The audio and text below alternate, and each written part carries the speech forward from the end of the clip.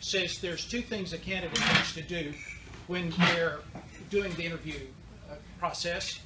And that is, one, you need to define who you are and how you will serve the needs of the voters.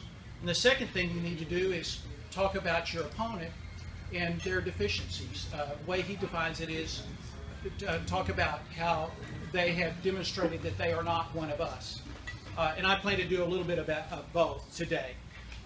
First, let's talk about who I am. I was born in Odessa, Texas, or born in Midland and grew up in Odessa, Texas.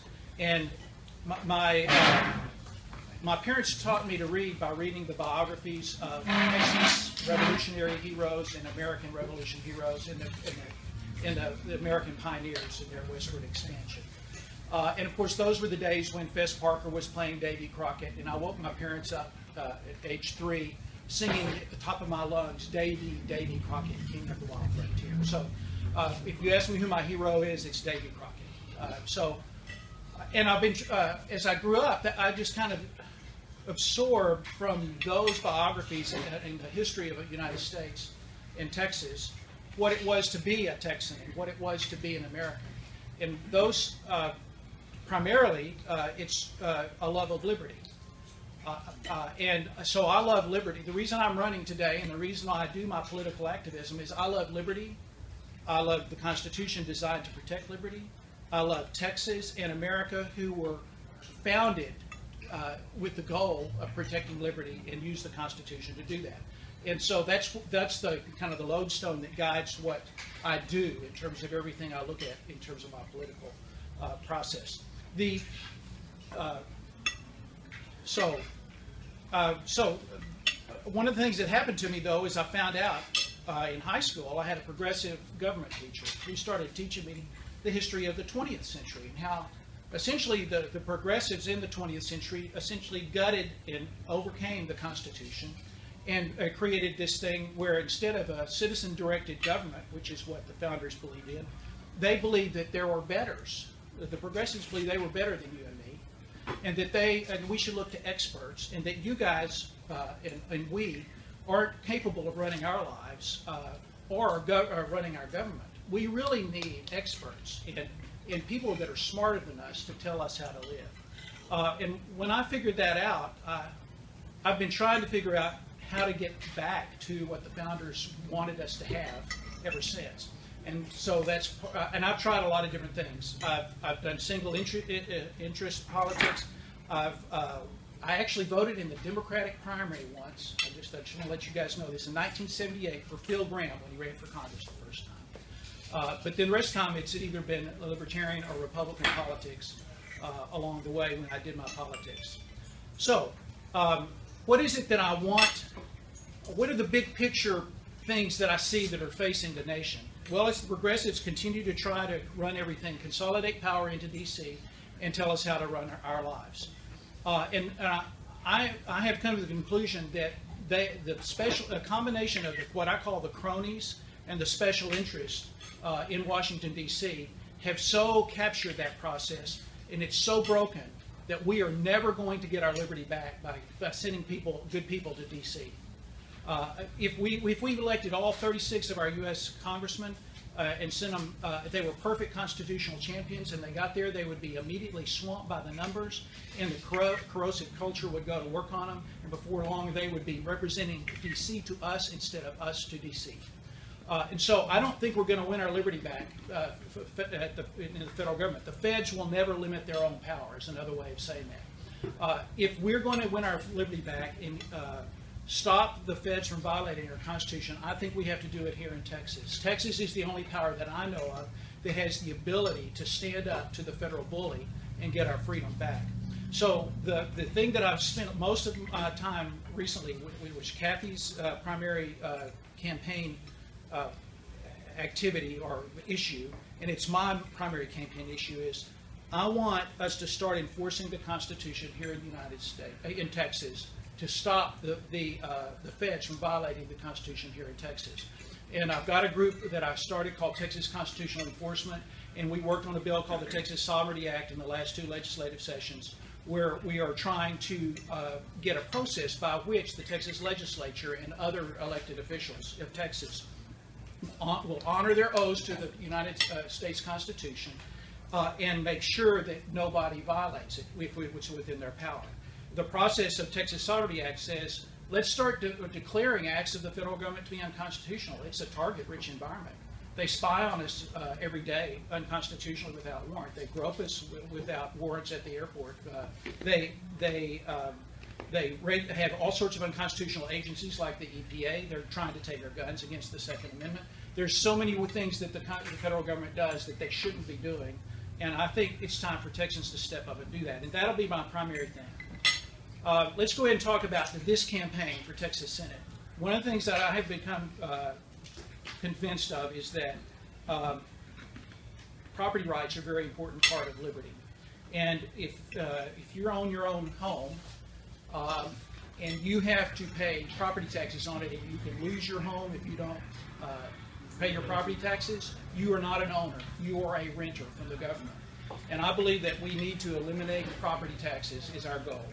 I know that's a long, hard process, but that's one of the big issues. So the big two issues for me are getting our Constitution back and getting our property back with elimination of property taxes. I have lots of other interests. As Fred Reitman will tell you, I want to make sure that Texas starts protecting our electrical grid. The other thing is I would like to get some fiscal responsibility going again, and that is, I think a fantastic way to reduce our budget would to eliminate paying for taxpayer services for non-citizens. What's amazing to me is we've been talking about this since 2010 about the fact that people are coming to our country illegally and they get services from our schools and from our hospitals and from our welfare system, and nobody does anything to stop them from getting those. And I think it's high time that Texas said, no, we're not going to provide those services anymore. And I think we would see an incredible reduction in the amount of money that the state and the localities in Texas spend if we would just take on that. So those are my big ticket issues. Now, that's a little bit about me. Let's talk about why it is that you should vote for me instead of our current sitting state senator, Paul Bettencourt. Paul Bettencourt and I are fellow Aggies. I've been to Republican conventions with Paul Bettencourt. I like the guy. I've listened to him on KSEV for years. But when I think about what Senate District 7 is, it's a gerrymandered district to be overwhelmingly Republican in a very conservative place. I think that district, which is kind of one of the most special districts in Texas, ought to be represented by somebody who fights every day, goes to the max for liberty. And I think Paul does an okay job, but I don't think he fights for liberty in a principled, consistent way, the way that I would, and what I want from my state government. This district deserves, and it has, because it's such a safe district for liberty-loving people, it deserves to have the best we have for that. And I'm arrogant enough to believe that I actually could fight for liberty more effectively than Paul Bettencourt was. Let's just talk about one example, property taxes. I first learned about the property tax and started really thinking about the property taxes. You listened to KSEV back in 2005 timeframe, when I realized that they were raising our taxes and our valuations all the time, and nobody was doing anything to stop it. But Dan Patrick and Paul Bettencourt started talking about that on KSEV. Well, what they talked about then was capping or slowing the rate of growth. And that's still to this very day what Paul Bettencourt is working for. When he does SB2 in this last legislative session, he was talking about slowing the rate of growth of property taxes. Now, I don't know about you, but I already pay too much property taxes. And I don't want to slow the rate of growth. I want to eliminate. If I can't eliminate, what I want to do is I want to get rid of the appraisal district process, where we start evaluating our property on what we actually sell it for, and it stays that way till you sell it the next time. And we get rid of this ridiculous process that, by the way, that would put Paul Bettencourt out of business. If you don't know, Paul makes a living by representing primarily companies, but individuals in front of the appraisal district process to try to lower their appraisals. that's just a incredibly wasteful process that takes up a whole building on 290 down here. And it spends so much time that we just don't need to be wasting our time on that. And on top of that, I want to make it where as long as we do have property taxes, you can't lose your homestead for non-payment. Maybe when you die, your estate pays it, but you cannot lose your home for non-payment of property taxes. Those are things that I would fight for that Paul Bettencourt is not fighting for. Paul is a prolific bill filer. But the things he does is kind of on the edges. It's kind of peripheral. It doesn't go to the heart of the problems we face, and that's why I'm running for state senate. So we've got lots of other people, so I'm going to stop and take questions. The Republican Party platform says we should replace it with sales tax. In fact, I don't know if you guys know that the top 5 legislative priorities that the Republican Party set in 2016 for the 2017 legislative session, in one of those top 5 was replace property tax with sales tax. And so I would do some sort of sales tax. Now, my wife, it goes further and says, we're spending way too much on education, and so I would do a lot to reduce the amount of money we spend on the administrative overhead in education. But in general, it's a replacement with sales tax is the idea that I would. Our education system is top-heavy with administration. Exactly, I agree with that. It needs to get rid of the administrative I agree. process and Yes. go back to putting the emphasis in the classroom. Yes. Your question But is. when Yes. the higher sales tax was tried up in Chicago, in Cook County, and they raised the sales tax up to over 12% at one point. And it was disastrous. And your question is. If we use that as an example, how high are you talking about a sales tax being, and what things are you planning on putting this emphasis in, luxury or whatever? I don't know all the details of that. I do know that there's some people who have been working on that very hard. There's buddies of mine who created a Facebook group called Eliminate Property Tax. And they are based, these are people that were part of Deborah Medina's campaign in 2010. Deborah Medina has been working with experts for a long time on that kind of replacement strategy. And I would be going to those experts and looking at the bills they have been working on if I should win on that. And I don't know what their top rates were. There's also a group that wants income tax for Texas. Yeah, and I'm opposed to that. Yeah. You're opposed to Yeah. that? Okay. As long as you're Okay, go ahead. opposed to that. Yes, ma'am. Go ahead. Any other questions? I saw one back here. Another question. What is your opinion of our current county school system, and what would you do? Oh, I have run for office one other time in my life. I ran in 1981 when I was fresh, right out of college. I ran for the Harris County School Board, which is what you're talking about, against the incumbent. There, I ran with a slate of people whose objective was to eliminate that body. In those days, it was nonpartisan. As a result of that, 3 people won. I did not, because I was going up against the incumbent school board, or chairman of the board. As a result of that win and that threat to the school board, they changed it to a partisan race. But I think it's just a useless waste of an extra layer of bureaucracy that we do not need. Every other county seems to get along, except Dallas. It seems to get along just fine without it. They're just a tax base looking for ways to spend their money, which is just ridiculous, and we need to get rid of it. Yes, sir. I get the question. Is it the tax rate, property tax rate is high, or is it the appraisal? The problem being the increasing appraisals and that being driving more of the profit on the left. Well, the reason why the school boards, the cities, and the counties love the appraisal process is because it gives them a built-in way to increase their revenue stream without having to raise rates. So they can go to the voters and say, I didn't raise your rates, but you're paying a whole bunch more. And they get more, and they get a bigger revenue stream every year, built in. And I don't think any institution needs an increased revenue stream every year. I come from a corporate environment where they told us we had to learn how to work with less money. Even when there was inflation, we had to do it with less and get more efficient over time.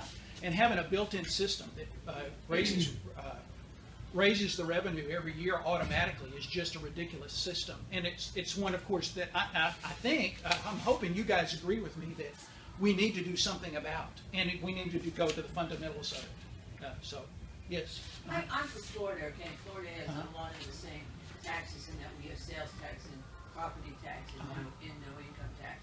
So when you say that you're not gonna penalize people who do not pay their property tax, okay, not taking their property away, aren't you incentivizing everybody else not to pay their property tax? Yeah, you know, every other debt, or most debts, or that are unsecured with things, they have collection processes. I'm not saying you can't do collections on it. I'm just saying you can't use grabbing your house for doing it. Yes, I think people might not pay if they get into that situation, although the collections process against other revenue streams would still be available for the people. I would also say, you said not pay. Oh, but the other thing that would happen would be that at the end of your life, when you passed on, then the state could come take that property for payment of those back taxes. Is the plan I would put into place. It's just that you wouldn't lose your home while you're alive if you haven't paid your property taxes. So I hope that answers your question. Well, Yes. not totally, but. Yeah, okay. Yes, yes. Uh-huh. We've used two words, liberty and freedom. Yes. How are those words different? Liberty, I think, is a more precise term. Freedom means you get to do what you want to, in a lot of people's minds. Sometimes people use them interchangeably, but I think freedom is getting to do what you want to. All right. Liberty means it's an ordered thing. It's get to do what you want to with your life as long as you don't infringe on the rights of other people. And so I like liberty better than freedom because sometimes those people use those terms that way. But I like freedom too. I mean, if it has the word freedom in it, I think it's a pretty cool thing. I'd probably buy it. So, any other questions? Yes, sir. Since there's the right, you say you're a libertarian. Yes, sir. So, since the right amount of government will make you freer, I presume you're running because you think there's too much government. Yes. And to make it pay for it, you got to higher tax. Yes. So, give me a sense of, you know, if I made you king tomorrow, and you could take the government apart and put it back together at the right level, what would you get rid of? What are the eyesores to you that show we have too much government? Because we can't have anarchy. Right. Which is no government. And I agree that I'm a constitutional. There are people that call themselves libertarians who believe in no government. Yeah. I'm not one of them. Yeah. So what is the right level for My ultimate goal would be get back to essentially where the founding fathers had it, which is you have government for your military, you have it for your law enforcement, you have it for your courts, and almost everything else would be done voluntarily. Well, Yeah. try to be more specific for me, because I'm a little Okay. dense today. Okay. Be a little bit more at ground level for me. Give me some eyesores that you think show That we're definite not- examples That we're not free? Okay, let's talk about civil asset forfeiture, okay? I hate civil asset forfeiture. It violates people's rights. Civil asset forfeiture is theft. Some people say taxation is theft. Civil asset forfeiture is theft, okay? And it's wrong, and we need to be getting rid of it. That's something I'd like to do. I think, I think there's an open case to be made that education is the education of our children and the liberty of our country is being destroyed by their current school system. If you look at the Texas Constitution, which does require free and efficient public schools, what is the reason for doing it? It's so that Texans can learn how to preserve and protect their liberties. Well, under that constitutional basis, I would say we have an unconstitutional school system in Texas because our school systems are not teaching us to love and protect liberty. They're indoctrinating our children to love collectivism and progressivism. And we need to figure out a way where that indoctrination no longer happens. We've got a constitutional provision there that we do need to provide a free and efficient public schooling, but I want to see it done a lot different than it is. We need to do some fundamental education reform. Yes. Following along with that, would you get Yes. rid of like a Texas Railroad Commission? Okay, no, I would not. I would change its name so it actually talks about I mean, in its fundamental, the Texas Railroad Commission, what it does is regulates oil and gas, and the primary issue is how do you protect the property rights of the owners of the oil fields. And the primary method they do that is unitization, where you define, what's a pool of oil and then how you share it. And so that's in my way of looking at it, our framework in Texas is a way of protecting the property rights of oil owners and eliminating, and by protecting property rights, you're also eliminating waste. So I think they do an okay job. I think that, of course, the current Railroad Commission probably, they look at the industry as their clients. There are differences between surface and mineral rights owners, and there's conflicts. And I think the balance of protecting that tension between surface owners and lower people has tilted towards the industry and at the expense of surface owner rights. And so I'd love to see us tweak that. But yeah, one of the reasons why I brought the Railroad Commission, Uh-huh. I felt like it's been tilted toward that way for a long time. It's been For almost captured. all It's you call it industry capture, yeah. Right, Yeah. right. Yeah. Okay. Anything else? I have one more question. Yes, ma'am. Because the same thing's happening in Florida again. Mhm. What's your position on the Convention of States? Are you Oh, willing I'm so glad you and asked. are you willing to rescind that application? Oh, yes, I would do that, but I oppose the Convention of States, okay? And the reason I do so is because the Convention of States, for two reasons. It does not address the problem we have. What is the problem we face in this country? The problem we face is that the federal government is deliberately violating the Constitution to enhance the power of the progressives and the special interest in D.C., okay? Now, where I come from, if a law is being violated, the solution to that is not to change the law. It is to enforce the law. I mean, I have a picture on Texas constitutional enforcement. The background is a picture of a Texas Ranger. It says, when the law is violated, we need to change the law. Said no Texas lawman ever, right? When they're violating the Constitution, we need to enforce it. That's what my whole mission is. And on top of that, the Convention of States, it's going to take forever. It means that non-Texans get a say-so on whether we get our liberty back. With constitutional enforcement, all we have to do is persuade fellow Texans to start resisting federal authority, unconstitutional authority, and we get our freedom back now. Not wait a decade until maybe something passes, and then you get another decade till they implement it. Well, all the proposals I've seen for Convention of States are just ridiculous procedural things that take forever and depend on non-Texans to get our liberty back. So I'm very much in favor of. And we open it up even more to the progressive. Say again? And we open it up even more. Yes, we to the do. And progressive. of course, the Convention of States, when people want to tell you that nothing can go wrong, I beg to differ. It's going to go wrong. And so, for all of those reasons, I would certainly vote in favor of repealing the call that Texas made this last session that Paul Betancourt, by the way, voted for because he followed along with all the other guys not knowing what was happening. But my first priority is to start enforcing the Constitution, and that'll be the example of why we don't need Convention of States. Because we can start getting our freedom back right now. As soon as we have some elected official, they'll start honoring their oath and start living up to the Constitution and enforcing it. So that's my position. Thank you. on that. Can I ask a quick Yes. question? If you were elected, would you be in favor of term limits? I'm okay with term limits. Certainly, term limits for Texas legislature. I'm okay with it for Congress. I'm certainly not going to call for a convention of states to get term limits because I don't think it really go.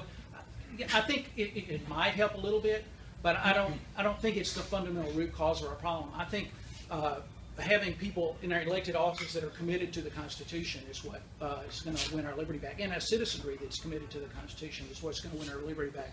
And so I probably would vote for it, but I would not put any political energy into it. One of the see, here's the thing. When you talk about the difference between me and Paul Betancourt, it's where do you place your priorities? Do you go after the fundamentals that will actually change something and stop this erosion of our liberty that's going on all the time, or do you just dabble around the edges? I want to focus on things that matter, and that if we get it passed, will have fundamentally restore our liberty. And term limits is an interesting idea. I just don't think it's doing the wonders that I think some people think it will. Yes, ma'am. We have term limits in Florida, Uh-huh. and let me tell you what it is musical chairs. That's all it is. We have term limits in our Constitution. We vote for our Congress every 2 years, our Senate every 6, and our President every 4. It's uneducated voters that continue to put these guys back in. And in Florida... And your question is? Well, it's part of the reason I don't even agree with you willing to vote for term limits. So what is your question for And so, our speaker? I think you need to tell us why you Reconsider. vote for term limits to begin with, because I think they're another bad idea. Thank you. I mean, I don't have a passion for it. It's just like, it might do. Let me ask you a Yes. question. Do you see nullification as an effective tool for states against the federal government? Yeah, when I say constitutional enforcement, that's a synonym for nullification and interposition. Interposition is the state of Texas, a law enforcement official, or the state of Texas in general, interposing themselves between the federal tyrant and the citizens of Texas to protect their liberty. So why do you see it hasn't been done? Just no political will? Well, I think there's a fundamental lack of knowledge. I didn't really know what nullification was myself until 2009 with the Tea Party movement, when Sheriff Richard Mack was going around and Deborah Medina was going around. Others were talking about this idea. I learned about it through that. And when I realized, one of the things I realized is that I saw the power of that doctrine to get our liberty back, and I seized upon it very quickly.